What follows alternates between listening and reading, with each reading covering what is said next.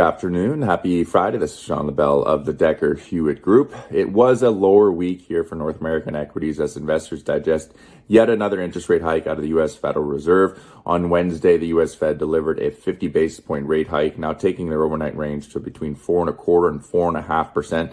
That is the highest level that we've seen in 15 years. Moving markets lower, however, was just the commentary out of the U.S. Fed saying that they will remain committed to fighting inflation, despite the fact that you're really seeing a trend in it moving lower.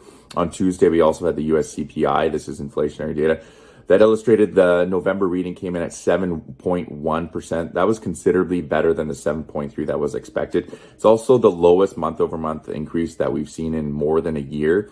So something to take note here is that the U.S. Fed has said they want to see a trend and inflation moving lower before they decide to potentially pause or pivot in terms of these interest rate hikes.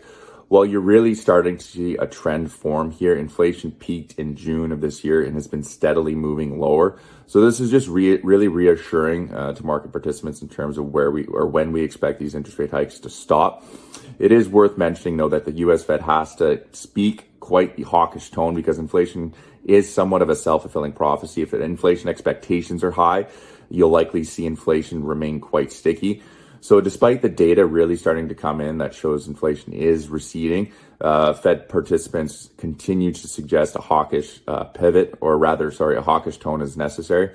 So we discussed a little bit of that in this week's Market Watch Weekly. We've been talking about it all year, so we're going to end our 2022 Market Watch Weekly with another conversation on inflation.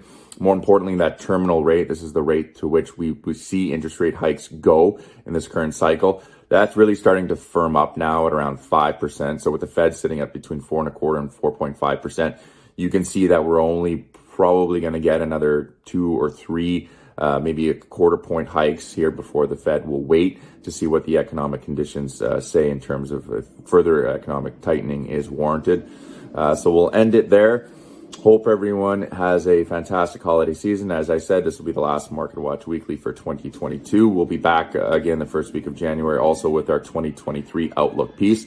So that one takes a little bit more time to put together. So hope everyone has a fantastic holiday season. Merry Christmas, and we'll talk to you again in 2023. Cheers.